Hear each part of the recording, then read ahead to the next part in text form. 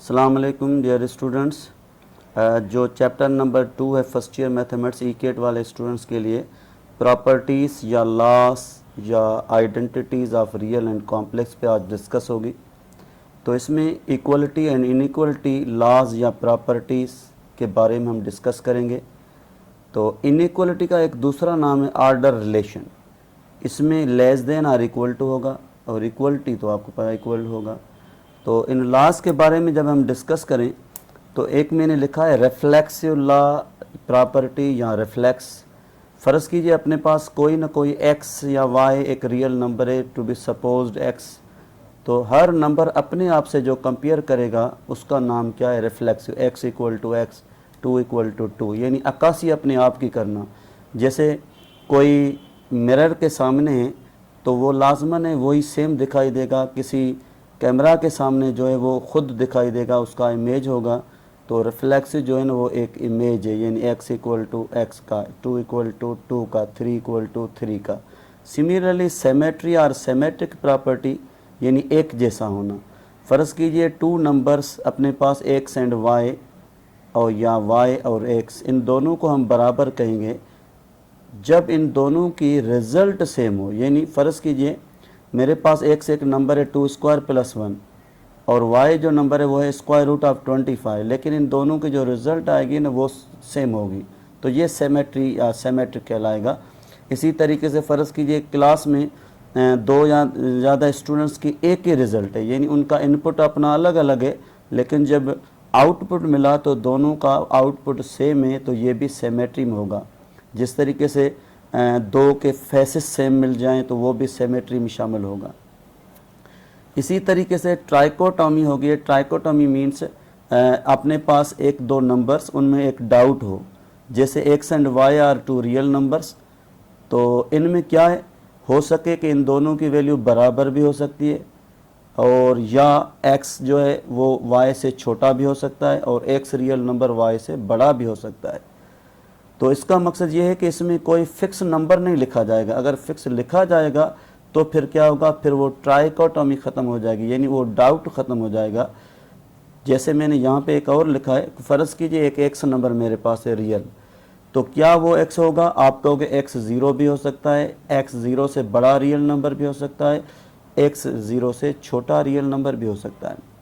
तो इसमें आपने देखा इस ट्राइकोटॉमी में इक्वलिटी लॉ भी शामिल है और इनइक्वलिटी भी शामिल है, लेकिन रिफ्लेक्सिव और सिमेट्री में प्योरली क्या है, इक्वलिटी लॉ शामिल है, इसमें कोई इनइक्वलिटी नहीं है। सिमिलरली ट्रांजिटिव प्रॉपर्टी यानी ए बी सी या x y z 3 real numbers to be supposed, तो इसमें 3 टाइप की ट्रांजिटिव होगी, एक इक्वलिटी में और 2 इनइक्वलिटी में। जैसे फ़र्ज़ कीजिए if X is equal to Y और second number Y equal to Z है, तो फर्स्ट और थर्ड जो है ना वो दोनों आपस में बराबर, तो ये इक्वलिटी कहलाएगा। It means x equal to y, x equal to z. If x less than y है और y लेस देन जेड है, तो ये जो फर्स्ट है वो लाजमन जेड से यानी थर्ड नंबर से छोटा होगा, ये इनइक्वलिटी में ट्रांजिटिव है। इसको हम इस तरीके से भी लिख सकते हैं, x less than y less than z और थर्ड नंबर पे इफ़। अच्छा, ट्रांजिटिव प्रॉपर्टी में इन 3 के बाद यानी एक इक्वलिटी में और 2 इनइक्वलिटी में, ठीक है। जिस तरीके से मैंने यहाँ पे लिखा 2 लेस देन 4 लेस देन 7, तो इसका मकसद है कि ये x है सपोज ये y और ये z। इस तरीके से अगर मैं यूँ लिखूँ इसको कन्वर्स करके 7 लाजमन ग्रेटर देन 4 होगा, लाजमन ग्रेटर देन 2 होगा, तो इन तीनों कंडीशन में ये ट्रांजिटिव कहलाएगी। डेंसिटी लॉ होता है एक रियल नंबर्स की प्रॉपर्टीज़ में। अच्छा, रियल नंबर में क्या है, आयोटा के कॉम्प्लेक्स के अलावा हर नंबर आ जाएगा, नेचुरल, इवन, ऑड, रेशनल, सब नंबर्स। तो density law suppose x y are 2 real numbers, तो इन रियल नंबर्स के दरमियान देयर आर सो मेनी यानी इनफाइनाइट डेसिमल नंबर्स या कोई भी, तो इसका मकसद है उनमें से कुछ रैशनल एंड कुछ इरेशनल नंबर्स। जो 2 रियल नंबर के दरमियान रेशनल नंबर होगा उसको हम डेंसिटी कहते हैं। तो ये एक प्रॉपर्टी कंडीशन स्टेटमेंट है कि between 2 real numbers there exist any rational number, it is density. अगर उनके दरमियान कोई इरेशनल है बिल्कुल होगा, लेकिन वो डेंसिटी नहीं कहलाएगा। तो ये है प्रॉपर्टी, ये डेंसिटी प्रॉपर्टी। अगर इस तरीके से which one of the following is property आए तो ये याद रखना, X less than Q less than Y, ये लाजमी नहीं है A less than Q less than Y. तो ये क्यू क्या है, ये रेशनल नंबर है। जैसे मैंने suppose 3 less than Q less then 4 लिखा है, तो इनके दरमियान infinite rational and irrational numbers जैसे 3.1 ये टर्मिनेटिंग में और ये रेशनल नंबर है। 3.5 ये भी टर्मिनेटिंग है और ये भी रेशनल नंबर है। जब कोई नॉन टर्मिनेटिंग है और नॉन रिकरिंग है तो फिर वो इरेशनल नंबर कहलाएगा। जैसे 3.14 ये अप्रॉक्सीमेटली पाई की वैल्यू है, तो पाई क्या है, ये एक इरेशनल नंबर है, does not belong to rational, तो ये नॉट डेंसिटी होगा। तो 3 और 4 के दरमियान जो भी नंबर है वो क्या होगा, 2 टाइप का होगा, या रेशनल या इरेशनल। जो रेशनल होगा वो डेंसिटी के लॉ में प्रॉपर्टी में शामिल होगा। सिमिलरली स्टूडेंट्स, अगर अपने पास एक और लॉ है, उसका नाम है आर्किमिडियन लॉ। आर्किमिडीज एक मैथमेटिशियन साइंटिस्ट बड़ा था, उसने रियल नंबर पे डिस्कस की। तो suppose x and y are 2 positive real number. यहाँ पे इंपॉर्टेंट है कि इसमें कोई ज़ीरो नहीं होगा रियल नंबर और कोई नेगेटिव नहीं होगा, लेकिन पॉजिटिव रियल नंबर होगा, चाहे वो रेशनल हो चाहे वो इरेशनल हो। जैसे मैंने लिखा है x less than y, then जब इस छोटे नंबर को हम नेचुरल नंबर n से मल्टीप्लाई करें तो ये वाली वैल्यू लेफ्ट वाली ग्रेटर देन राइट बन जाए, यानी इसका वाइस वर्सा बन जाए, तो फिर ये आर्किमिडियन में शामिल होगा, अदरवाइज नहीं होगा। जैसे मैंने ये लिखा है, सपोज 5 एक पॉजिटिव रियल नंबर है, वो छोटा है 26 पॉजिटिव रियल नंबर से। अगर इसको मैं मल्टीप्लाई करूँ 1 नेचुरल नंबर से, 2 से, 3 से, 4 से, 5 से, तो ये कभी 26 से बड़ा नहीं होगा। हमें क्या चाहिए, बड़ा नंबर चाहिए। तो अगर 5 × 6 तो ये 30 बन जाएगा, ग्रेटर देन। 5 × 7 35 ग्रेटर देन होगा। तो ये आर्किमिडियन कब होगा, जब 5 multiply by n natural number greater than 26। What is n? n greater than और इक्वल टू 6। इस तरीके से कोई भी MCQ आ जाए तो ये आर्किमिडियन कहलाएगा।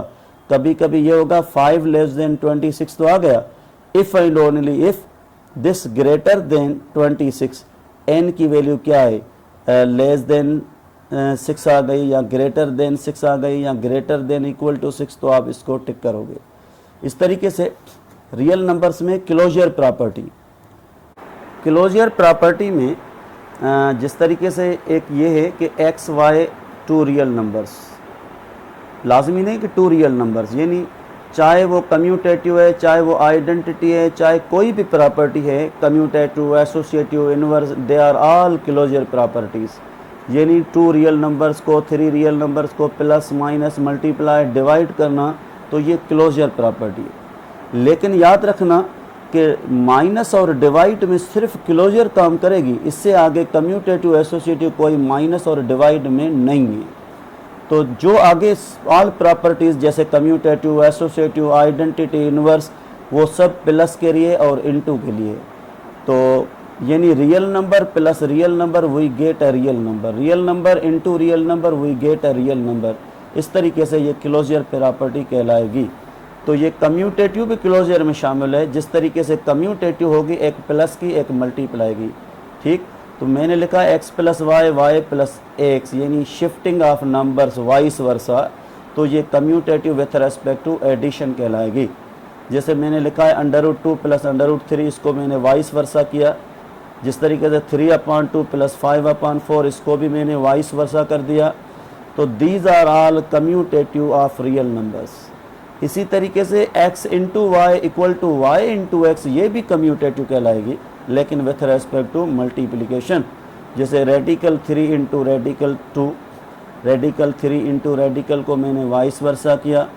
और इस तरीके से ये भी आप देखो, तो लाजमन लेफ़्ट और राइट दोनों कंडीशन बराबर।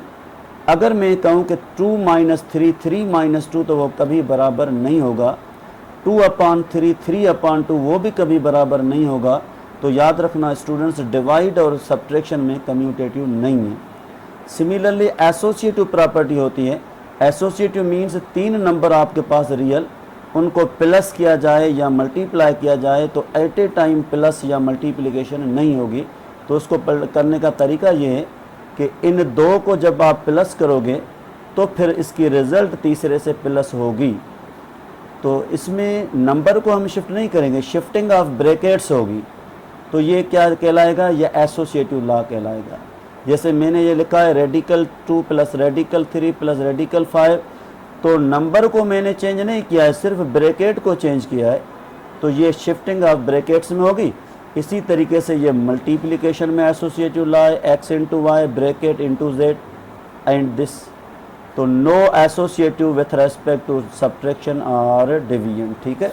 इसी तरीके से अगर आइडेंटिटी लॉ कहला जाए, आइडेंटिटी एक शनाख्त होती है नंबर्स की, तो याद रखना एडिशन में आइडेंटिटी है 0 और मल्टीप्लिकेशन में आइडेंटिटी जो है वो है 1। तो x plus 0 equal to 0 plus x, आपने देखा कि 0 का रियल नंबर पे कोई इफेक्ट नहीं पड़ेगा, वो रिमेन सेम। तो 0 क्या है, 0 is additive identity real number. लेकिन याद रखना कि identity law is also called closure property and commutative property. तो 0 क्या है, 0 is additive identity. Similarly x into 1 या 1 इंटू एक्स, तो x पे 1 का कोई असर नहीं पड़ेगा, वो रिमेन सेम। तो what is 1, 1 is a multiplicative identity number. यानी आइडेंटिटी नंबर को प्लस करोगे तो वो नंबर सेम रहेगा जो गिवन है, और जो मल्टीप्लाई 1 से करोगे वो भी नंबर गिवन है, सेम रहेगा। सिमिलरली एक होता है इन्वर्स लॉ, यानी इन्वर्स कहने से तो इसका मकसद सिर्फ एडेटिव नहीं है, वो एडेटिव इन्वर्स भी कहलाएगा और मल्टीप्लिकेटिव इन्वर्स भी कहलाएगा।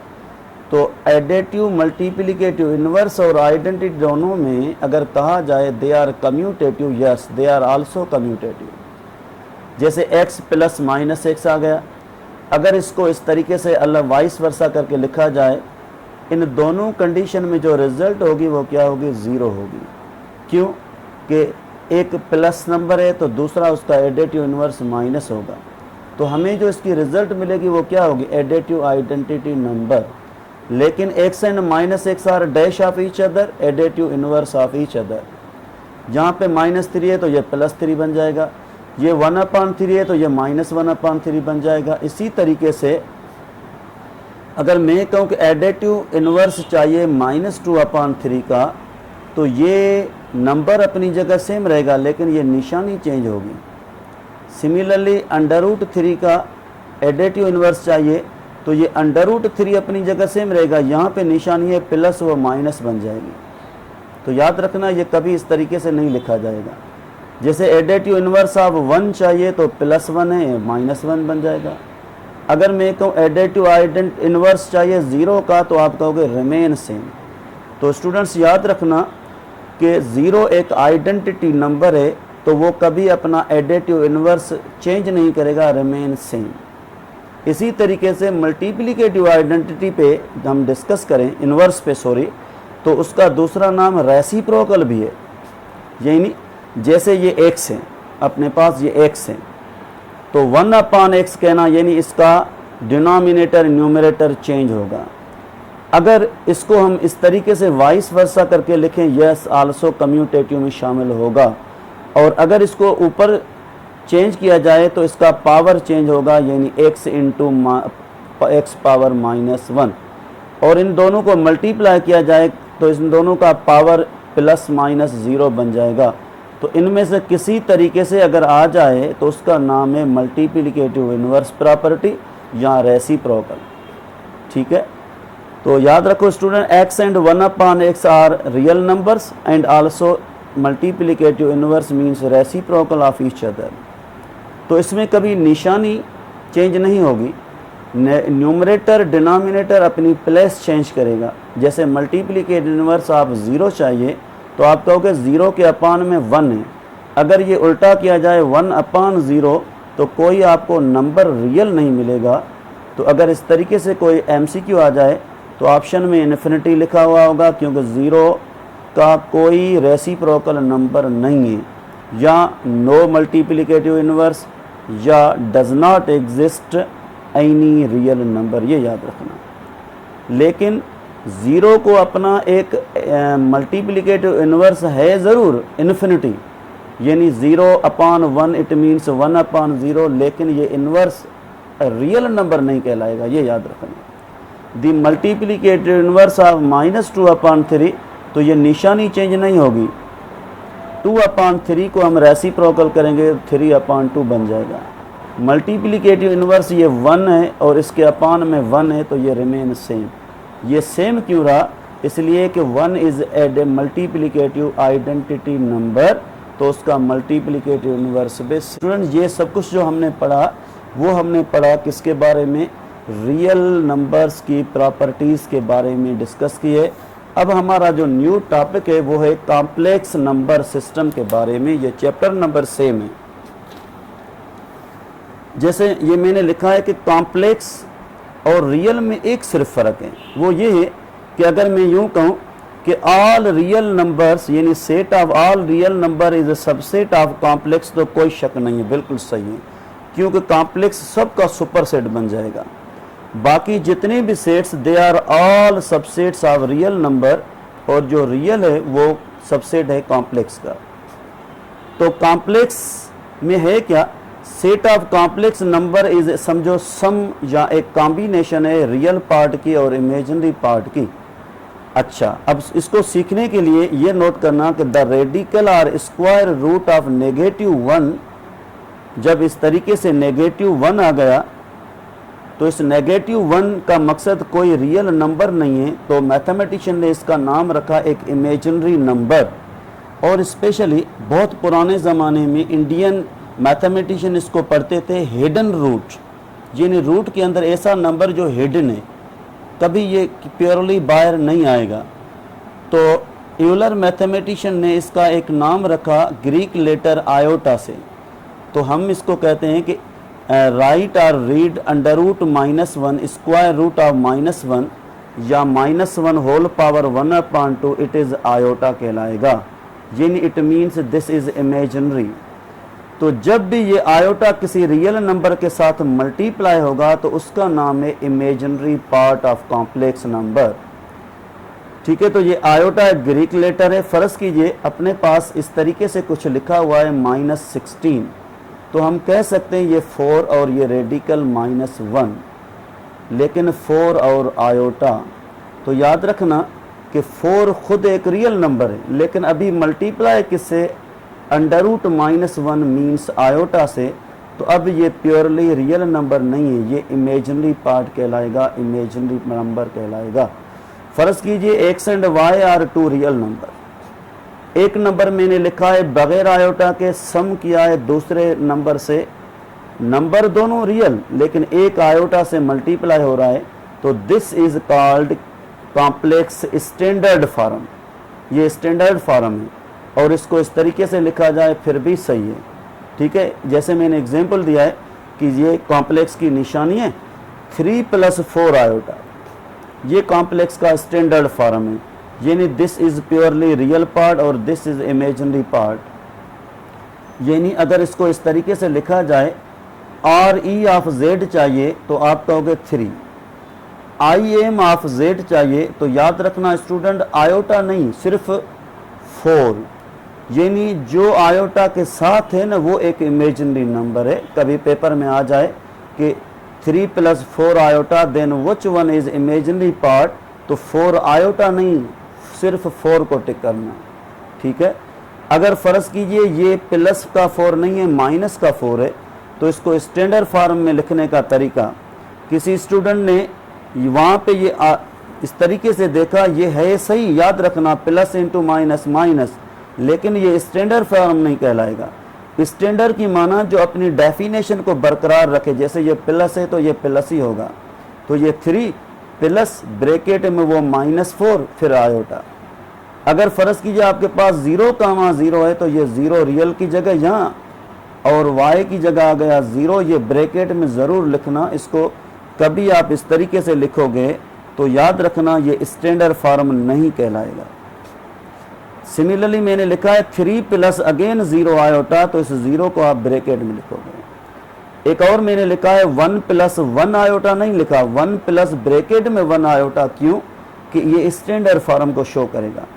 और 1 प्लस माइनस 1 आयोटा, तो याद रखना इस आयोटा के साथ जब कोई माइनस होगा, जब कोई 0 होगा, जब कोई 1 होगा, तो वो ब्रैकेट में लिखा जाएगा, तो ये स्टैंडर्ड फॉर्म कहलाएगा।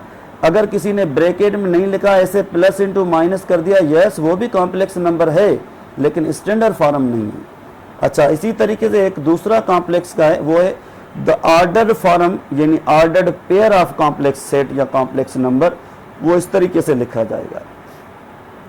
जब हमने सेट में पढ़ा था कि ये ऑर्डर्ड सेट है या ये ऑर्डर्ड पेयर है, तो ये फर्स्ट कंपोनेंट था, ये सेकंड कंपोनेंट था। जब हमने फंक्शन में रिलेशन में पढ़ा, तो यहाँ पे एक डोमेन एलिमेंट था, यहाँ पे एक इमेज और रेंज एलिमेंट था। अभी इस टाइम पे यहाँ पे जो होगा वो कॉम्प्लेक्स का रियल पार्ट होगा, यानी ये रियल एक्सेस में शामिल होगा, और यहाँ पे जो होगा वो इमेजिनरी पार्ट होगा, यानी इमेजिनरी एक्सेस में शामिल होगा। जैसे मैंने लिखा है 3,4, तो यहाँ पे आयोटा देने की कोई ज़रूरत नहीं है कि अंडरस्टूड है कि ये इमेजिनरी पार्ट कहलाएगा, ये 3x रियल पार्ट, ये इमेजिनरी पार्ट। इस तरीके से इन सब को हम कहते हैं कि they are all complex numbers but in ordered form और ऑर्डर्ड पेयर फॉर्म। तो स्टूडेंट एक और है trigonometric form of complex number. तो ट्रिग्नोमेट्रिक कॉम्प्लेक्स फॉर्म का मकसद ये है कि ये जो लाइन है, इसको वैसे तो हम कहते हैं एक्सिस ऑफ एक्स, अभी इस टाइम पे ये रियल एक्सिस कहलाएगा, और ये जो वाई एक्सिस है, एक्सिस ऑफ वाई, ये इमेजिनरी एक्सिस कहलाएगा। यहाँ पे हर वो नंबर होगा जो प्योरली रियल नंबर है, और यहाँ पे हर वो नंबर होगा जो आयोटा के साथ रियल नंबर है। ठीक है, तो ये एक्स कंपोनेंट है। ट्रिग्नोमेट्री में हम इसको कहते हैं एक्स इज कॉस थीटा, या हम कहते हैं x is r cos theta. और दूसरा होता है वाई, जिसको हम कहते हैं आर साइन थीटा या प्योरली साइन थीटा। क्यों कि ये मैग्नीट्यूड अगर 1 है, अपने पास यूनिट है, तो फिर ये कॉस थीटा और ये साइन थीटा। ये जो कुछ मैंने लिखा है, ये एक मैथमेटिशियन था J.R. आर्गन, उसने इसको अच्छे तरीके से इंट्रोड्यूस किया था। तो ये कॉम्प्लेक्स प्लेन भी कहलाएगा, ये पोलर प्लेन भी कहलाएगा, वैसे ये आर्गन डायग्राम भी कहलाएगा। जो कॉम्प्लेक्स में होगा वो आर्गन डायग्राम है। तो स्टूडेंट ये कॉस थीटा है प्लस आयोटा साइन थीटा, अगर इस तरीके से दिखाई दे तो इसका नाम है trigonometric form of complex number या polar form of complex number. अगर आपके पास ये r जो है ना वो मोर देन 1 है, तो यह r cos theta plus iota r sine theta भी लिख सकते हैं। अगर इन दोनों से मैं r को कॉमन ले लूँ, तो ये प्योर शॉर्ट फॉर्म में होगा सिस थीटा। तो ये c फॉर कॉस थीटा है, s फॉर साइन है, i फॉर आयोटा है, और थीटा इन दोनों की एंगल है। ठीक है, तो याद रखना ये इस तरीके से जब दिखाई दे तो इसका नाम है ट्रिग्नोमेट्रिक फॉर्म। एक और पॉइंट है, फर्ज कीजिए आपने देखा z equal to r cis pi by 2, cis pi by 3, cis 90 degree, cis 20 degree, r की जगह कोई नंबर देखा 2, 3, 1/2, तो कन्फर्म है ये पोलर फॉर्म या ट्रिग्नोमेट्रिक फॉर्म है of complex number.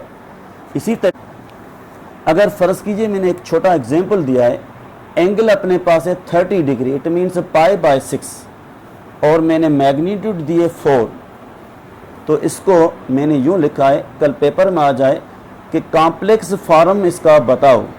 Polar form given है, ट्रिग्नोमेट्रिक फॉर्म गिवन है, इसका कॉम्प्लेक्स फॉर्म, कॉम्प्लेक्स का दूसरा नाम है कार्टेशियन फॉर्म। कार्टेशियन फॉर्म की माना है x प्लस आयोटा y, यानी a प्लस आयोटा b, इस तरीके से। तो मैंने r सिस थीटा की जगह रखा 4, cos cis remain same, angle given है 30 डिग्री पाई बाय 6, तो ये 4 same, c for cos angle plus ये iota same, r4, s for sine 30 degree. इसको मैंने पूरे को एक्सप्लेन किया, एक्सपेंड कर दिया। तो 4 remain same, do you know cos 30 degree radical 3/2, 4 remain same, iota sine 30 degree 1/2। तो अगर इसको डिवाइड किया जाए तो यहाँ से 2 रेडिकल 3 मिलेगा और यहाँ से 2 1 जा 2 2 जा 4 2 आयोटा। तो ये जो कुछ हुआ है ना, this is called complex form और x प्लस आयोटा फॉर्म या कार्टेशियन फॉर्म। इस तरीके से आप प्रैक्टिस करो। अगर फ़र्ज़ कीजिए आपके पास है π/3, अगर आपके पास है ये π/2, अगर ये आपके पास है π/4 और मैग्नीट्यूड कोई ना कोई गिवन है, जैसे ये 2 आ गया, तो इस तरीके से आप प्रैक्टिस कर सकते हो कि पोलर फॉर्म को कार्टेशियन फॉर्म कॉम्प्लेक्स में कैसे कन्वर्ट किया जाए। अच्छा, एक और पॉइंट यहाँ पे सिखानी है कि ये जो मैंने लिखा है this is standard form of complex. अगर मैं इसको इस तरीके से लिखूँ तो ये इसका वापस ऑर्डर्ड फॉर्म भी हो गया, ये आ गया ordered form. In all condition में है ये कॉम्प्लेक्स, ये याद रखना। ठीक है स्टूडेंट्स, आगे कंटिन्यू रखते हैं कि पावर्स या एक्सपोनेंट ऑफ आयोटा। हम पढ़ते हैं कि अगर आयोटा के ऊपर कोई पावर आ जाए n, what is n? Any real number, 0 plus minus upon under root, जो भी आ जाए, इसको हम इस तरीके से हल कर सकते हैं। तो या तो उसकी रिज़ल्ट 1 आएगी, या उसकी रिज़ल्ट -1 आएगी, या उसकी रिज़ल्ट आयोटा आएगी, या माइनस आयोटा आएगी। ये शर्त कब होगा कंप्लीट? जब ये n बिलोंग्स टू इंटीजर्स होगा। इंटीजर मीन्स एक साबित नंबर यानी कंप्लीट नंबर, तो वो कभी अपॉन नहीं होगा। और भी तरीका है यहाँ पे कि इन पोलर या ट्रिग्नोमेट्रिक फॉर्म में आयोटा का पावर ऐसे होगा, cos n π/2 plus iota sine n π/2। यहाँ पे ये जो n है ना, this belongs to any real number. ठीक है, वो होगा रेशनल नंबर। तो याद रखना पाए क्या है? पाए मीन्स 180 डिग्री। ये जो तरीका इंट्रोड्यूस किया था वो है डी मोवरीज, इसका नाम है डी मोवरीज थ्योरम। तो डी मोवरीज ने इसको शॉर्ट में लिखा सिस और एंगल n π/2। अब सवाल है कि अगर फ़र्ज़ कीजिए अपने पास n जो है ना वो एक ज़ीरो नंबर है, तो आयोटा के ऊपर ज़ीरो आ जाएगा कि वही clearly no iota power zero या any non zero number power zero, तो आंसर हमेशा 1 आएगा। तो ये तो हमें पता है। लेकिन डी मोवरीज थ्योरम में यानी ट्रिग्नोमेट्रिक फॉर्म में इसको कैसे लिखा जाए? n की जगह 0 रखा, यहाँ भी n की जगह 0 रखो, तो 0π/2 यानी it means cos 0 is equal to 1, और ये साइन 0 मीन्स 0 इंटू आयोटा। तो ये पूरा ख़त्म यानी वानिश हो गया 0, बाकी 1 ज़रूर बचेगा। तो iota power 0 is 1। Similarly n की वैल्यू अपने पास 1 है, तो आयोटा पावर 1 हम कहेंगे आयोटा ही होगा, बिल्कुल सही है। लेकिन ट्रिग्नोमेट्रिक फॉर्म के ज़रिए अगर चेक किया जाए तो n की जगह आप 1 जब रखोगे तो ये होगा cos 90 डिग्री, ये 0 बन जाएगा। आयोटा सेम साइन 90 डिग्री, ये 1 होगा, तो iota power 1 is also iota, ये प्रूफ हो गया। सिमिलरली अगर मैं कहूँ आयोटा के ऊपर स्क्वायर है तो ये -1 कहलाएगा, हमें पता है। बट इन ट्रिग्नोमेट्रिक फॉर्म में जब यहाँ पे n π/2 n की जगह आपने ये पावर रखा 2, तो 2 2 कैंसिल, ये cos 180 डिग्री -1, और ये 2 2 कैंसिल, साइन 180 0। तो ये आयोटा वाला पार्ट इमेजिनरी पार्ट 0 हो जाएगा, वानिश्ड, और ये -1 रिमेन सेम। तो वाकई आयोटा स्क्वायर -1 हो गया। इसी तरीके से अगर मैं कहूँ कि आयोटा के ऊपर एक अंडर रूट है रेडिकल, यानी इसके ऊपर एक हाफ पावर है, तो ये मैं सिखा रहा हूँ, आप इसकी प्रैक्टिस करना। 3rd root of iota, 5th root of iota, या आयोटा पावर -1, इस तरीके से। तो स्टूडेंट्स आयोटा के ऊपर ये पावर है 1/2, इसको हम डी मोवरीज के ज़रिए हल करेंगे तो n की जगह ये 1/2 आ गया, तो ये पाए इंटू 1 2 2 ज़ा 4, ये 45 डिग्री बन गई। इस साइन आयोटा ये भी 40 π/4 45, तो cos 45 और साइन 45 की वैल्यू सेम है। ठीक है, तो क्या हुआ? अंडर रूट आयोटा किसके बराबर है? ये इसकी पूरी वैल्यू आ गई। अगर इस वैल्यू को हम लिखें ऑर्डर्ड फॉर्म में तो this is complete value of under root iota. इस तरीके से थर्ड रूट ऑफ आयोटा भी आप हल कर सकते हो, ठीक है। सिमिलरली ये आयोटा पावर 10 आ गया। मैंने आपको कहा कि अगर 4 नंबर के बाद ये ज़रूर वैल्यू अपनी रिपीट करेगा, तो ये पावर 10 आ गया। तो इसका तरीका आसान है, वहाँ पे MCQ आ जाए तो 4 या 4 से बड़ा पावर जब भी आ जाए उसको डिवाइड बाय 4 करो। जैसे ये 10 है, डिवाइड 4 से मैंने किया, तो 2 1 ज़ा 4 1 ज़ा 4 4 2 ज़ा 8, यहाँ पे रिमाइंडर 2 है। इस रिमाइंडर को आप रखो इस आयोटा के ऊपर एज अ पावर, तो वो वापस आयोटा स्क्वायर बन गया।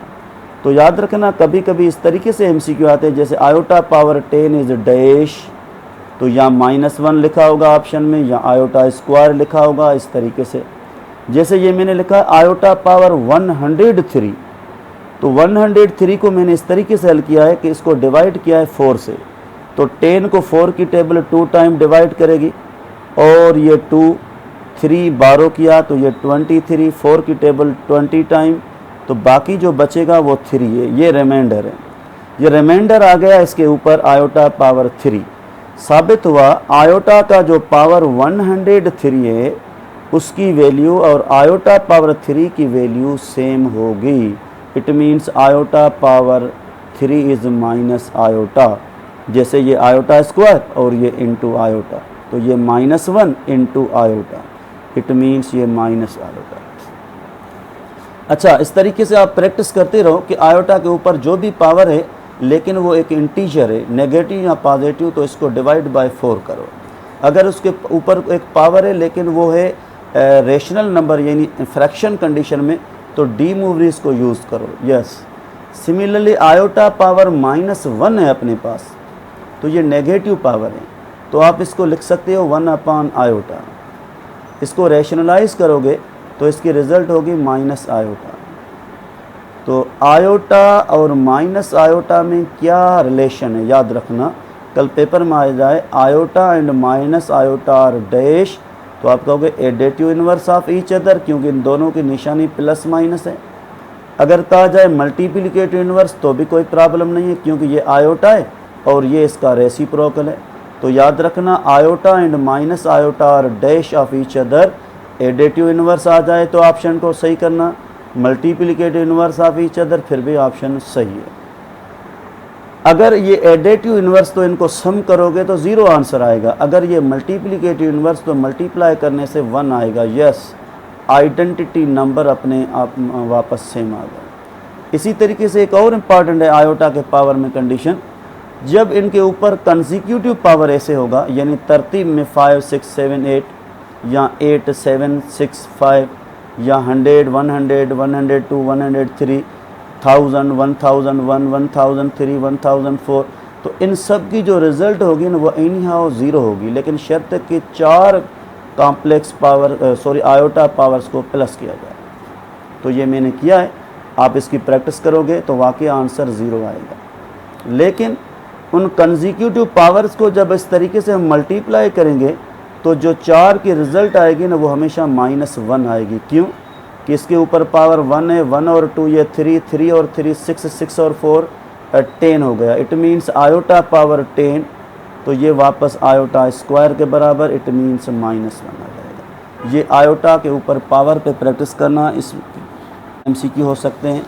सिमिलरली स्टूडेंट्स, अगर अपने पास है एक complex number x plus iota y, तो एक और इसमें इम्पॉर्टेंट MCQ है तकरीबन, वो ये है कि अगर ये खुद है इन द फर्स्ट क्वाड्रेंट तो लाजमन है ये x पे पॉजिटिव होगा, y पे पॉजिटिव होगा। अगर ये है सेकंड क्वाड्रेंट में तो ये x नेगेटिव होगा और ये जो y है वो पॉजिटिव होगा। अगर ये थर्ड क्वाड्रेंट में तो ये x भी नेगेटिव होगा, ये y भी नेगेटिव होगा। अगर ये फोर्थ क्वाड्रेंट में तो ये x पॉजिटिव होगा, y नेगेटिव होगा, वी नो। अगर मैं यूँ कहूँ कि ये पूरा एक कॉम्प्लेक्स नंबर है is in the first quadrant then it's conjugate is in dash quadrant, तो आप क्या कहोगे अप एंड डाउन, यानी फर्स्ट में होगा तो फोर्थ में चला जाएगा, अगर फोर्थ में होगा तो फर्स्ट में चला जाएगा, अगर थर्ड में होगा तो सेकंड में चला जाएगा, अगर सेकंड में होगा तो थर्ड में चला जाएगा। तो ये एक कॉन्जुगेट करने का तरीका है। तो we can check complex and its conjugate in up and down quadrant में। जैसे ये मैंने लिखा है z is 3 - 4 iota is in 4th quadrant. तो इसका जब कॉन्जुगेट किया जाए तो याद रखना ये निशानी चेंज नहीं करेगा रियल नंबर, इमेजिनरी नंबर अपनी निशानी चेंज करेगा। तो ये फर्स्ट क्वाड्रेंट में आ गया। जैसे ये कॉम्प्लेक्स नंबर गिवन है 3rd क्वाड्रेंट में, क्योंकि x नेगेटिव y नेगेटिव।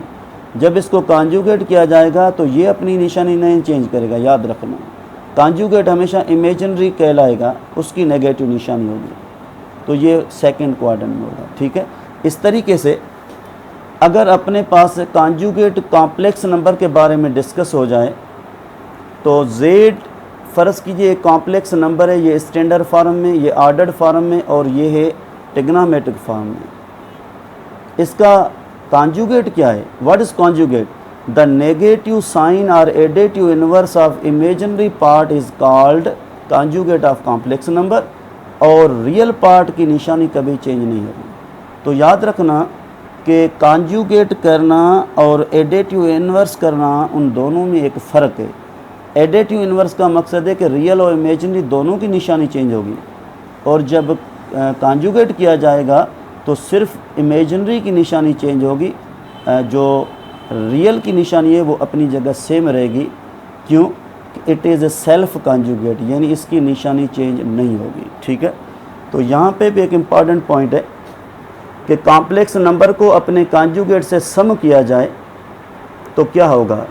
तो इमेजिनरी पार्ट कैंसिल हो जाएगा और रियल प्लस रियल ये प्योरली रियल बचेगा। तो ये एक प्रॉपर्टी है, बड़ी काम की प्रॉपर्टी है। इसको हम इस तरीके से भी लिख सकते हैं, ऑर्डर्ड फॉर्म में इस तरीके से भी लिख सकते हैं। अगर इस 2 को इस दोनों के अपान में रखा जाए तो x is z plus z conjugate upon 2, ठीक है। इस तरीके से इन कॉम्प्लेक्स कॉन्जुगेट में मैंने ये एक एग्जांपल दिया है कि फ़र्ज़ कीजिए अपने पास एक कॉम्प्लेक्स नंबर है 5 + 6 आयोटा। तो इन दोनों का z प्लस z कॉन्जुगेट क्या होगा? यानी इस कॉम्प्लेक्स नंबर का सम होगा अपने कॉन्जुगेट से।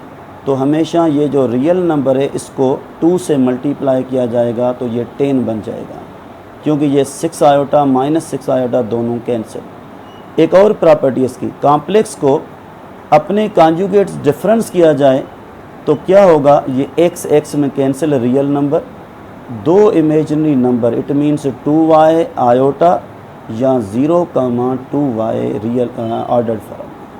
तो ये इसका फार्मूला हो गया, तरीका हो गया कि y कैसे मालूम होगा? तो z माइनस z कॉन्जुगेट दोनों का डिफरेंस और ये 2 आयोटा इसकी अपान, यानी इसको हम प्रॉपर्टी को कहते हैं स्टेटमेंट में difference of complex number and its conjugate is purely dash purely imaginary. तो ये मैंने एग्जांपल भी दिया है। इसी तरीके से स्टूडेंट अगर इन दोनों को मल्टीप्लाई किया जाए, जैसे x प्लस आयोटा y और उसका conjugate x minus iota y, तो इनको मल्टीप्लाई करने से क्या होगा? प्योरली रियल मिलेगा। क्यों? कि ये a plus b a minus b, it means a square minus b square का फार्मूला है। तो x into x square plus into minus iota into iota square y square, तो ये पूरी वैल्यू प्लस, क्योंकि माइनस आयोटा स्क्वायर की value minus, तो ये कंप्लीट प्लस बन जाएगा। तो z इंटू जेड कॉन्जुगेट और z के ऊपर जब मॉड्यूलस का स्क्वायर होगा तो ये दोनों वैल्यू बराबर, ठीक है। तो ये मैंने एक एग्जांपल दिया। इस तरीके से एक्सरसाइज में आके होमवर्क आपको दे रहा हूँ कि फ़र्ज़ कीजिए ये अपने पास है 25x स्क्वायर और ये है 16y स्क्वायर। अगर इसको मैं होल स्क्वायर करूँ 5x होल स्क्वायर, अगर इसको मैं होल स्क्वायर करूँ तो ये 4y होल स्क्वायर। ये प्लस इसको मैंने शिफ्ट कर दिया 2 फैक्टर्स में, एक माइनस एक आयोटा स्क्वायर, क्योंकि इन दोनों की जो रिज़ल्ट है ना वो वापस प्लस हो जाएगी। तो ये a square minus b square का फार्मूला बन गया। तो इसका मकसद क्या है? ऐसे कोई क्वेश्चन पेपर में आएगा, वो कहेगा इसका कॉम्प्लेक्स फैक्टर्स क्या? तो दे आर कॉम्प्लेक्स फैक्टर्स, यानी 5x minus 4 iota 5x plus 4 iota, क्योंकि एक a माइनस बी फैक्टर दूसरा a प्लस बी। वापस मल्टीप्लाई करो 5x इंटू 5x, तो ये same minus into plus minus, लेकिन आयोटा इंटू आयोटा स्क्वायर, तो ये वापस प्लस 4y इंटू 4y, तो वापस 16y स्क्वायर मिल जाएगा। तो इस तरीके से ये जो मैंने लिखा है ये है क्या, ये प्रॉपर्टी या थ्योरम है, यानी complex number and its conjugate are multiplied, तो हमें क्या मिलेगा, x square plus y square like this. अच्छा, एक और पॉइंट है कि कॉम्प्लेक्स का जो कॉन्जुगेट है उसको जब डबल कॉन्जुगेट किया जाएगा ना तो वापस वो खुद मिलेगा सेम। जैसे सेट थ्योरी में कॉम्प्लीमेंट सेट का हो फिर डबल कॉम्प्लीमेंट तो वापस ए मिलेगा। जैसे ये 3 + 4 आयोटा, एक बार इसका कॉन्जुगेट होगा, जब डबल कॉन्जुगेट होगा तो ये माइनस वापस प्लस में, इट मीन्स रिमेन सेम, यानी जेड आ जाए। ठीक है, इस तरीके से मॉड्यूलस के बारे में अपन डिस्कस करते हैं कि मॉड्यूलस क्या है।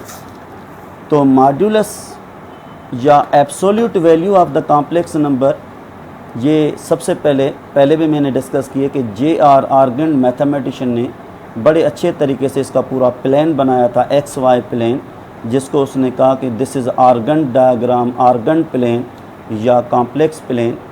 तो इसको हम इस तरीके से लिखें, फ़र्ज़ कीजिए ये है एक स्टैंडर्ड फॉर्म ऑफ कॉम्प्लेक्स, ये इसका रियल फॉर्म है। The distance from the origin to the complex point in the plane is called modulus और मैग्नीट्यूड, या इसका नाम है एब्सोल्यूट वैल्यू। जैसे ये फिगर में कि ये ओरिजिन है, ये एक्स एक्सिस है, लेकिन अभी ये रियल एक्सिस कहलाएगा और ये इमेजिनरी एक्सिस कहलाएगा। प्लेन में यहाँ पे एक पॉइंट है, यहाँ से x और यहाँ से y, यानी यहाँ से रियल नंबर, यहाँ से इमेजिनरी नंबर। ये लाजमी नहीं है कि फर्स्ट क्वाड्रेंट में, ये किसी भी जगह हो सकता है पूरे प्लेन में। तो जब इसको ओरिजिन से ज्वाइन करोगे, मिलाओगे, तो एक ये लाइन सेगमेंट यानी एक लेंथ या डिस्टेंस बन गया। तो this is the definition of modulus, जिसको हम मैग्नीट्यूड ऑफ वेक्टर कहते हैं फिज़िक्स में, पोजीशन वेक्टर की। तो मैंने ये लिखा है कि फ़र्ज़ कीजिए अपने पास कॉम्प्लेक्स नंबर है 0,0, तो लाजमन है मैग्नीट्यूड 0 बन जाए कि यहाँ पे 0 का स्क्वायर, यहाँ पे 0 का स्क्वायर। तो ये शर्त भी याद रखना, MCQ है काम का, कि जब मॉड्यूलस ऑफ z आ जाए तो उसकी वैल्यू क्या होगी, सबसे छोटी वैल्यू जो है मिनिमम वो 0 भी हो सकती है और ग्रेटर देन 0 भी हो सकती है, लेकिन वो कभी लेस देन 0 नहीं होगी, ये याद रखना। जैसे मैंने यहाँ पे लिखा है 3 + 2 आयोटा, तो 3 का स्क्वायर प्लस 2 का स्क्वायर, याद रखना आयोटा इसमें शामिल नहीं करना कि ये 3 का स्क्वायर 9, 4 का 2 का स्क्वायर 4, तो ये रेडिकल 13, ये क्या है, ग्रेटर देन 0 है। 3 - 2 आयोटा यानी z के ऊपर मैंने कॉन्जुगेट दिया है, फिर भी इसकी रिज़ल्ट क्या होगी, सेम होगी, क्योंकि ये जो y है ना वो अपने पास है -2 होल स्क्वायर। तो इन दोनों कंडीशन में मैंने यहाँ लिखा है कि मॉड्यूलस ऑफ z हो चाहे modulus of conjugate of z complex हो, दोनों कंडीशन में रिज़ल्ट सेम रहेगी। तो ये याद रखना, इसकी प्रैक्टिस भी करनी है MCQ। सिमिलरली एक और कंडीशन है इसमें कि फ़र्ज़ कीजिए एक कॉम्प्लेक्स नंबर है Z1, ये दूसरा कॉम्प्लेक्स नंबर है Z2, तो इसमें कोई भी इनइक्वलिटी या ऑर्डर रिलेशन नहीं है। जैसे मैंने ये लिखा है Z1 ग्रेटर देन Z2 या Z1 लेस देन Z2, ऐसे कुछ भी नहीं है, no such order of inequality. लेकिन जब इसका मॉड्यूलस बनाया जाए तो यस, जो ये Z1 है उसका मॉड्यूलस Z2 के मॉड्यूलस से छोटा भी हो सकता है, बड़ा भी हो सकता है। मैंने ये एग्जांपल जो है ना इसको मॉड्यूलस में कन्वर्ट किया है, तो आपने देखा कि ये रेडिकल 50 Z2 जो है ना वो बड़ा है और Z1 मॉड्यूलस छोटा है। तो हम लिख सकते हैं mod of Z1 less than mod of Z2। अगर इसको वाइस वर्सा ऐसे कन्वर्स करें तो mod of Z2 greater than mod of Z1। तो these are properties of modulus और एब्सोल्यूट वैल्यू ऑफ कॉम्प्लेक्स। अगर Z1 into Z2 whole modulus या Z1 upon Z2 whole modulus, तो इन दोनों कंडीशन में ये इक्वलिटी लॉ कहलाएगा, इक्वलिटी लॉ ऑफ मॉड्यूलस। लेकिन इन दोनों के दरमियान ये प्लस या माइनस है तो ये टर्म कंडीशन है, ये फैक्टर कंडीशन है, तो इक्वलिटी लॉ होगा। जब टर्म कंडीशन होगी तो इसका नाम है ट्रायंगुलर इनइक्वलिटी या order relation of complex modulus. तो ये कभी स्टूडेंट इक्वल टू प्योरली नहीं लिखा जाएगा, इसमें डाउट है, यानी लेस देन और इक्वल टू, इसमें greater than or equal to, तो इनका नाम है इनइक्वलिटी लॉ या ऑर्डर रिलेशन या ट्रायंगुलर इनइक्वलिटी। ये कब होगी? जब दो कॉम्प्लेक्स के दरमियान प्लस या माइनस फिर उसका होल मॉड्यूलस किया जाए। इस तरीके से मैंने ये लिखा है कि होल मॉड्यूलस में एक स्टूडेंट ऐसे हल करेगा कि इन दोनों को पहले मल्टीप्लाई किया जाए फिर इनका कॉम्प्लेक्स मॉड्यूलस, तो बड़ा टाइम लगेगा क्योंकि एमसीक्यूज़ के लिए हमें शॉर्ट टाइम चाहिए। तो इसका कॉम्प्लेक्स नंबर अलग हल करो, इसका कॉम्प्लेक्स मॉड्यूलस अलग हल करो, यानी ये इस मॉड्यूलस और इसका ये मॉड्यूलस, फिर इन दोनों मॉड्यूलस को मल्टीप्लाई करो। जो इसमें ऑर्डर्ड पेयर बनेगा वो बाहर आ जाएगा, जो नहीं बनेगा वो रूट में होगा। सिमिलरली इन दोनों का अगर डिवाइड और होल मॉड्यूलस किया जाए लाइक दिस, ये देखो मैंने सिखाया यहाँ पे, तो याद रखना इन दोनों को डिवाइड करने के बाद मॉड्यूलस हल करोगे, इतना टाइम एमसीक्यू में नहीं होगा। तो आप न्यूमरेटर का मॉड्यूलस अलग बनाओ, डिनोमिनेटर का मॉड्यूलस अलग बनाओ, फिर देखो अगर कोई इनमें डिवाइड हो रहा है तो इसको डिवाइड करो, फिर जो रिज़ल्ट बनेगी वो इन दोनों के डिवाइड का मॉड्यूलस है, लाइक दिस। इस तरीके से अगर properties of complex number and operations के बारे में हम डिस्कस करें तो क्लोजर भी हो सकती है। जैसे रियल में हमने पढ़ा कि real numbers are multiplied, added, subtracted, divided, तो complex number also multiplied, added, subtracted, divided. लेकिन याद रखना क्लोजर प्रॉपर्टी में कम्यूटेटिव, एसोसिएटिव, आइडेंटिटी वगैरह होगा इन दो का, मल्टीप्लिकेशन और एडिशन का। सब्ट्रैक्शन और डिवीजन में सिर्फ क्लोजर तक महदूद रहेगा। तो स्टूडेंट कम्यूटेटिव लॉ ये है, रियल में भी हमने पढ़ा है कि Z1 प्लस Z2, या इसको इस तरीके से वाइस वर्सा किया जाए तो ये विथ रेस्पेक्ट टू एडिशन है और ये विथ रेस्पेक्ट टू मल्टीप्लिकेशन है। एसोसिएटिव लॉ का मकसद है तीन कॉम्प्लेक्स को इस तरीके से ऐड किया जाए तो दो को पहले प्लस करेंगे फिर तीसरे से, या हम इसको ब्रैकेट को चेंज करेंगे, यानी शिफ्टिंग ऑफ ब्रैकेट्स। नंबर को कभी चेंज नहीं करेंगे और ये भी मल्टीप्लिकेशन में होगा। सिमिलरली डिस्ट्रीब्यूटिव लॉ होगा, जैसे मैंने यहाँ पे मल्टीप्लिकेशन दिया है, यहाँ पे प्लस दिया है, तो कभी यहाँ पे प्लस यहाँ पे मल्टीप्लिकेशन ये नहीं होगा। याद रखना डिस्ट्रीब्यूटिव लॉ जो भी होगा वो किसका होगा? ऑफ मल्टीप्लिकेशन ओवर एडिशन होगा, ये शर्त है। तो ये Z1 है इनटू ब्रैकेट में Z2 प्लस Z3, तो जब ये Z1 इससे मल्टीप्लाई होगा तो Z1 इंटू Z2, फिर ये प्लस और ये Z1 इंटू Z2, यहाँ पे ये Z3 है, ये याद रखना। तो ये डिस्ट्रीब्यूटिव लॉ कहलाएगा, किसका? मल्टीप्लिकेशन का, किसके ऊपर? Over addition. तो स्टूडेंट आइडेंटिटी लॉ भी है, जिस तरीके से रियल में इसी तरीके से कॉम्प्लेक्स में है। तो एक है एडिटिव आइडेंटिटी कॉम्प्लेक्स नंबर, वो है 0,0। इसको कभी ऐसे नहीं कहना कि ये कॉम्प्लेक्स नंबर नहीं है, बिल्कुल है, लेकिन बड़ी इंपॉर्टेंट है इसकी, ये है एडिटिव आइडेंटिटी कॉम्प्लेक्स नंबर। जब भी किसी दूसरे कॉम्प्लेक्स नंबर से प्लस होगा तो वो रिमेन सेम। सिमिलरली 1,0 ये मल्टीप्लिकेटिव आइडेंटिटी नंबर है, कभी ये नहीं कहना कि दिस इज़ 1,1, ये मल्टीप्लिकेटिव आइडेंटिटी नंबर नहीं है। क्यों? कि नंबर वो है, आइडेंटिटी यहाँ पे जो 0 है ये 1 है, लेकिन ये जो खाली नहीं रखना है, ये कंप्लीट तो करना है क्योंकि ऑर्डर्ड फॉर्म है कॉम्प्लेक्स का। तो अगर मैं लिखूँ यहाँ पे x और कामा y इंटू 1 0, तो इसकी मल्टीप्लिकेशन वापस ये रहेगी। तो 0,0 is additive complex identity number और 1,0 क्या है? Multiplicative identity complex number. ठीक है, तो ये मैंने मल्टीप्लाई और ऐड भी किया है, तो आप देखोगे बिल्कुल रिज़ल्ट सेम आएगी। इसको आप मल्टीप्लाई करोगे बिल्कुल रिज़ल्ट सेम आएगी। एक और लॉ है, उसका नाम है इन्वर्स करना।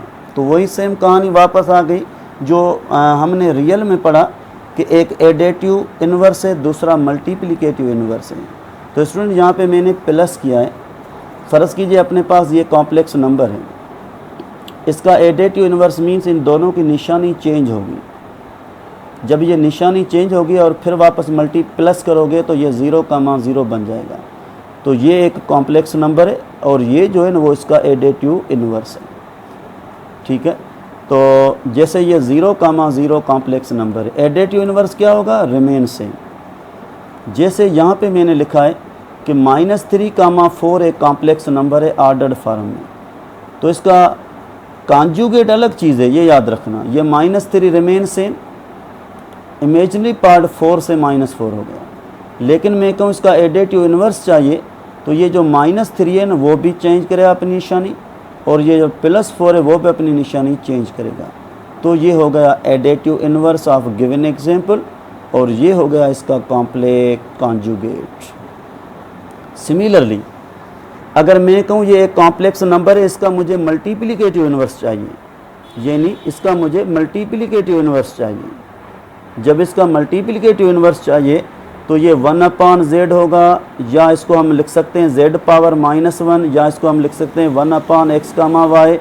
जब इसको हम रैशनलाइज करेंगे इस तरीके से मैंने इंडिकेट किया है, तो हमें ये रिज़ल्ट मिलेगी। ये फार्मूला याद रखना, ये है फॉर मल्टीप्लिकेटिव इन्वर्स और ये है फॉर एडेटिव इन्वर्स। तो एक और पॉइंट सिखाऊं मैं कि जब किसी कॉम्प्लेक्स नंबर को अपने मल्टीप्लिकेटिव इन्वर्स से मल्टीप्लाई किया जाए तो इन दोनों की जो रिज़ल्ट आएगी ना वो मल्टीप्लिकेटिव आइडेंटिटी कहलाएगी। इसी तरीके से कॉम्प्लेक्स नंबर को अपने एडेटिव इन्वर्स में प्लस करोगे तो जो रिज़ल्ट आएगी ना वो एडेटिव आइडेंटिटी नंबर कहलाएगी। ठीक है, ये मैंने कुछ एग्जांपल दिए हैं। फ़र्ज़ कीजिए अपने पास एक कॉम्प्लेक्स नंबर है 2, 3, मुझे इसका एडेटिव इन्वर्स चाहिए, तो इन दोनों की निशानी चेंज होगी, और मुझे इसका मल्टीप्लिकेटिव इन्वर्स यानी रेसिप्रोकल चाहिए, तो क्या होगा, according to this law x upon यानी x की वैल्यू 2 अपॉन में 2 स्क्वायर 3 स्क्वायर, ये -y की जगह ये 3 आ गया अपॉन में 2 स्क्वायर 3 स्क्वायर, तो इस पूरे की जो रिज़ल्ट आएगी वो 2/13 -3/13, और ये -5, 3, तो इसका मल्टीप्लिकेटिव इन्वर्स क्या होगा, यस ये -x की जगह 5 यानी -5 अपॉन में ये x का स्क्वायर यानी 25, 3 का स्क्वायर यानी 9, इसके अपॉन में 34, इसकी अपॉन में 34, और ये 3 है यहाँ पे, लेकिन ये माइनस किसकी है, इस फार्मूला की माइनस है, ये वाली, ये माइनस यहाँ पे आ गई। ठीक है, इस तरीके से स्टूडेंट्स एक और है कि एडेटिव यानी एडिशन या सम करना कॉम्प्लेक्स नंबर्स को, यानी एक कॉम्प्लेक्स नंबर है आपके पास a, b, दूसरा हो गया c, d। अगर इसको मैं कहूँ कि इसका स्टैंडर्ड फार्म क्या है, तो आप कहोगे a + i, इसका स्टैंडर्ड फार्म क्या है, c + i, तो रियल में प्लस होगा और इमेजिनरी में प्लस होगा, तो ये है सम और एडिशन ऑफ 2 कॉम्प्लेक्स नंबर्स, जिस तरीके से मैंने ये एग्जांपल भी दिया है। अच्छा, ये मल्टीप्लिकेशन में जब होगा तो थोड़ी टिपिकल है कि ये एक कॉम्प्लेक्स नंबर है, इसको दूसरे कॉम्प्लेक्स से मल्टीप्लाई करोगे तो कैसे होगा, तो फ़र्ज़ कीजिए ये अपने पास है a + i multiply c + i, तो अलजेब्रिक वे से जैसे इसे मल्टीप्लाई करोगे, पहले इन दोनों को c से मल्टीप्लाई फिर i से मल्टीप्लाई, तो ये एक फार्मूला बन जाएगा। इसका नाम है multiplication operation on 2 complex numbers. तो ये क्या बन गया, a × c - bd, bc + ad। तो इसको याद करने का एक तरीका सीखना चाहिए कि ये और ये फर्स्ट नंबर है दोनों कॉम्प्लेक्स का, और ये लास्ट नंबर है, तो इसको हम कहते हैं फर्स्टिस - लास्टिस। ये रियल पूरा हो गया, कामा इमेजिनरी में आप इस तरीके से पढ़ोगे, ये इसका इनर पार्ट है और ये इसका जो है ना वो आउटर पार्ट है, तो इनर्स प्लस आउटर्स, यानी AC - BD means firsts - lasts, BC + AD means inners plus outers. Students इसको इस तरीके से प्रैक्टिस करो, क्योंकि मल्टीप्लिकेशन और डिवीजन पे प्रैक्टिस करनी चाहिए और मल्टीप्लिकेटिव इन्वर्स लॉ पे भी प्रैक्टिस करनी चाहिए। तो ये मैंने सब कुछ सिखाया है। ये 2, 1, 4, 5 ये आपके पास है a, b, ये है c, d। अगर इस तरीके से आपकी प्रैक्टिस हो जाए कि ये फर्स्टिस यानी 2, 4 = 8 माइनस लास्टिस 2, 1, 5 = 5, कामा के बाद अब इसको इस तरीके से पढ़ो, इनर्स यानी 1 × 4 प्लस आउटर्स यानी 2 × 5, तो हमें रिज़ल्ट मिलेगी रियल कामा इमेजिनरी पार्ट। इसकी प्रैक्टिस करना। और एक है इसमें ऑपरेशन यानी डिवाइड यानी कोशिएंट कॉम्प्लेक्स नंबर्स का। तो एक complex number divide by other complex number, इसको हम इस तरीके से लिख सकते हैं, इस तरीके से डिवाइड में, या अपान वाले नंबर को ऊपर शिफ्ट किया जाए तो होल पावर -1। तो ये इसका एक फार्मूला है। सवाल है कि ये फार्मूला कैसे मिला। ये मैंने सारा प्रूव कर दिया है कि इसको हम इसके बाद इसको मल्टीप्लाई करेंगे तो हमें रिज़ल्ट मिलेगी, और ये फार्मूला है। इस फार्मूला को भी आप याद कर सकते हो, फर्स्टिस प्लस लास्टिस, इनर्स माइनस आउटर्स, अपान दोनों का सेम रहेगा, c² plus d² c² plus d²। और यहाँ पे मैंने होमवर्क दिया है पूरे चैप्टर 2 का, इसकी प्रैक्टिस करना ये काम की चीज़ है। इंशाल्लाह आपको ये काम अच्छे तरीके से जो है ना वो मिलेगा। एक और इम्पॉर्टेंट पॉइंट मैं इसमें सिखाऊँ वो ये है कि फ़र्ज़ कीजिए ये एक कॉम्प्लेक्स नंबर मैंने दिया है, जैसे 3 + 4 5 आएगा। वो कहेगा इसका real part of complex is dash, इसका imaginary part of complex is dash. तो इसको पहले मल्टीप्लाई करोगे तो 3 × iota 3 iota, iota × iota square यानी -4। ये जो बग़ैर आयोटा है ना ये रियल पार्ट कहलाएगा, यहाँ पे आ जाएगा। और ये जो आयोटा नहीं, आयोटा के साथ जो है ना वो इमेजिनरी होगा। ऑप्शन में ये 3 आयोटा भी होगा, लेकिन आप इसको टिक नहीं करना, आप कहोगे आयोटा के साथ जो कुछ है ना वो इमेजिनरी पार्ट कहलाएगा। Hope you understand. इंशाल्लाह आगे हम न्यू चैप्टर पढ़ेंगे।